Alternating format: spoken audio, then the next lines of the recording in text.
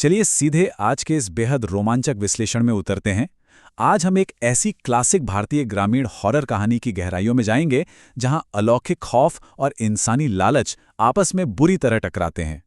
मतलब इस प्रस्तुति में हम देखेंगे कि कैसे सिर्फ एक रात का डर एक बहुत ही खतरनाक और बड़े षड्यंत्र का रूप ले लेता है। अब ये जो स्लाइड है ना, ये हमें सीधा कहानी के उस खौफनाक हिस्से में ले जाती है। काका देखो, ये हिल रहा है।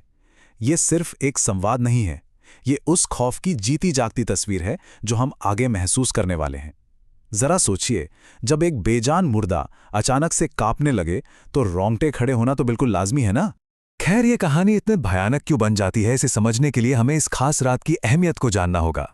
ये कोई आम रात नहीं है, ये है भूत चतुर्दशी की रात, कृष्ण पक्ष की 14वीं रात। लोक कथाओं के हिसाब से इसे बेहद अशुभ माना जाता है। कहते हैं ना कि इस रात बुरी आत्माएं और काली शक्तियां पूरी तरह आजाद होती हैं, और बस यही वो बात है जो आगे आने वाली पूरी त्रासदी की नींव रखती है। तो पहला अध्याय है अपशकुन की रात। कहानी की शुरुआत होती है एक बहुत ही तनावपूर्ण माहौल से। आप देखिए, यहाँ कहानी का मुख्य टकराव एकदम साफ नजर आता है। एक तरफ हैं गांव के मुखिया जगदीश बाबू, जो बहुत समझदार हैं, हर कदम फूक फूक कर रखते हैं और पुरानी परंपराओं का सम्मान करते हैं। और दूसरी तरफ हैं तपन सेन, जो बस अपना दबदबा बनाना चाहते हैं, बिल्कुल निडर या कह लें थोड़े लापरवाह, जिन्हें सिर्फ गांव पर कब्जा करने की भूख है। ये पुरानी समझदारी और अंधे लालच के बीच की एक एकदम क्लासिक टक्कर है। अब सवाल यह है कि यह सारा बवाल शुरू कहां से हुआ? बिशन दास की मौत से। बिशन दास पूरे 5 साल तक टीबी की भयंकर बीमारी से जूझने के बाद चल बसे। उनका शरीर सूख कर एकदम हड्डियों का ढांचा बन चुका था। परिवार वाले शहर में थे और सुबह से पहले उनका लौटना किसी भी हाल में मुमकिन नहीं था। अब ऐसे में पूरा गांव इस बात पर बटा हुआ था कि अंतिम संस्कार सुबह तक टाला जाए या फिर तुरंत कर दिया जाए। मतलब लोग मौत के बाद की तैयारियों पर बहस कर रहे हैं और उस रात के साफ साफ दिखने वाले अपशकुनों को पूरी तरह से नजरअंदाज कर रहे हैं। आगे बढ़ते हैं दूसरे अध्याय की तरफ, वो खौफनाक जंगली सफर। यहीं से कहानी में असली मोड़ आता है। तो यहां ध्यान देने वाली बात यह है कि कैसे तपन सेन का रसूख गांव वालों की सामूहिक समझदारी पर भारी पड़ जाता है। जगदीश बाबू बार बार चेतावनी देते हैं, लेकिन तपन सेन दबाव डालकर 4 लोगों को मजबूर कर देते हैं कि वो उस भयानक और अंधेरे कॉल्डो जंगल के बीच से शव को लेकर शमशान जाएं। ये बात साफ दिखाती है कि कैसे कभी-कभी इंसानी जिद और दबाव कुदरत के इशारों से भी ज्यादा ताकतवर हो जाते हैं। जरा इस घटनाक्रम पर गौर कीजिए। देखते ही देखते एक आम सा अंतिम सफर कुछ ही मिनटों में एक डरावने सपने में बदल जाता है। सफर शुरू होता है राम नाम सत्य है के जाप से, लेकिन सिर्फ आधे घंटे के अंदर ही काल्डो जंगल का घना डरावना अंधेरा उन्हें पूरी तरह घेर लेता है। 45वें मिनट पर जगदीश बाबू झाड़ियों में कुछ हलचल सुनकर अचानक रुकते हैं, और ठीक 46वें मिनट पर एक अजीब सा बहुत लंबा इंसान बरगद के पेड़ के नीचे खड़ा नजर आता है। ये जो टाइमिंग है ना, ये खौफ को धीरे धीरे आपके जहन में उतार देती है। अब आता है तीसरा अध्याय, रहस्यमयी खोपड़ी। यहां आकर डर हकीकत में बदल जाता है। इस पल की दहशत की कल्पना करना भी सच में मुश्किल है। वो रहस्यमयी अजनबी बिना एक भी शब्द बोले उनके पैरों के पास एक सफेद इंसानी खोपड़ी फेंकता है और हवा में गायब हो जाता है। कोई निशान नहीं, ये कोई इत्तेफाक नहीं था, ये एक ऐसी घटना थी जिसे सिर्फ और सिर्फ दहशत फैलाने के लिए रचा गया था। और फिर जो नज़ारा सामने आता है वो आगे होने वाली हर भयानक चीज की असली जड़ है। उस खोपड़ी की खाली आंखों से एक काली रेंगने वाली चीज धीरे धीरे बाहर निकलती है, और पलक झपकते ही वो सीधा बिशन दास के शव के खुले मुंह में घुस जाती है। ये दृश्य सच में सुन्न कर देने वाला है। एक निर्जीव शरीर के अंदर किसी काली शक्ति का इस तरह प्रवेश करना। चौथा अध्याय, मुर्दे का जागना। अब ये डरावना सपना एक जानलेवा हकीकत बन जाता है। यहां ना तपन सेन का सच को मानने से लगातार इनकार करना सबसे ज्यादा हैरान करता है।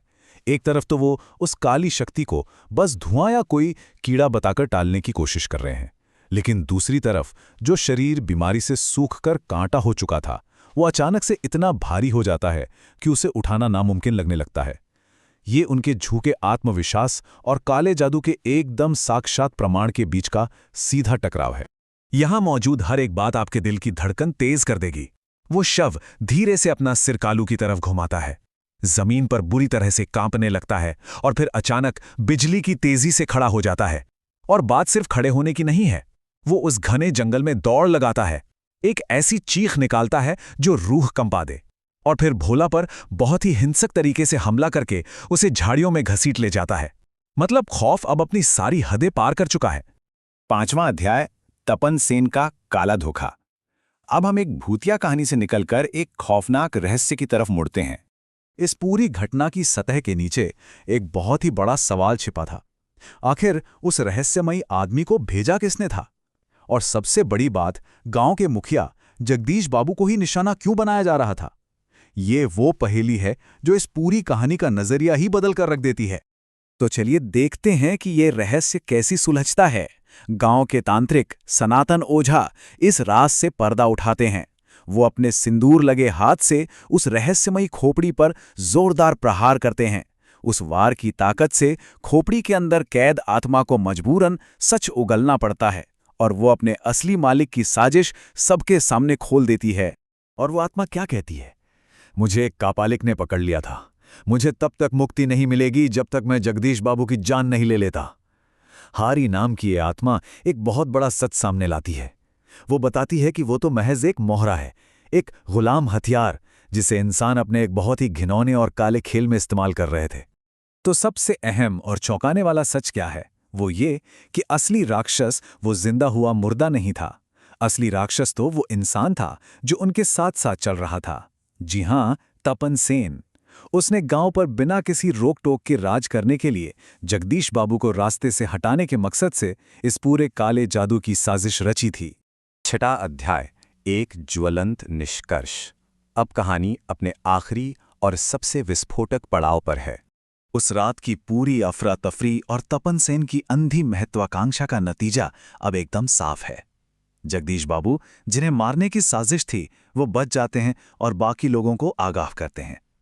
तपन सेन, जो इस पूरे खेल का मास्टरमाइंड था, वो अपनी हार पर सदमे में वहीं बुत बनकर रह जाता है।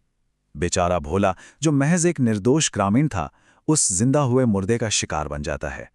और सनातन ओझा, जो रक्षक बनकर सामने आए, वो उस शापित खोपड़ी को जलाकर भस्म कर देते हैं। जैसे ही सनातन ओझा उस खोपड़ी को आग लगाते हैं, वो वशीभूत शव भी तुरंत आग की लपटों में घिर जाता है। लेकिन जाहिर है, इस काले जादू को खत्म करने की एक भारी कीमत तो चुकानी ही थी। तेज हवाओं के चलते वो आग एक भयंकर जंगल की आग का रूप ले लेती है।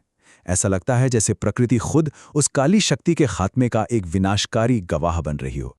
और फिर जैसे ही सुबह की पहली किरण फूटती है, जंगल की आग की वो भयानक लपटें उगते सूरज की लालिमा में घुलने लगती हैं। गांव वाले शारीरिक रूप से तो सुरक्षित बच जाते हैं, लेकिन मानसिक तौर पर वो रात उनके जहन में जिंदगी भर के लिए एक गहरे सदमे के रूप में दर्ज हो जाती है। खौफ की वो रात आखिरकार अपने अंजाम तक पहुंचती है। तो अंत में हमारा ये विश्लेषण एक बहुत ही गहरे और विचारोत्तेजक सवाल के साथ खत्म होता है। जब अंधा लालच किसी इंसान को अपने ही पड़ोसियों पर काला जादू इस्तेमाल करने के लिए मजबूर कर दे, तो जरा सोचिए, असली राक्षस कौन है? क्या वो अलौकिक मुर्दा राक्षस था, या वो इंसान जो पीछे बैठकर उसकी डोर खींच रहा था?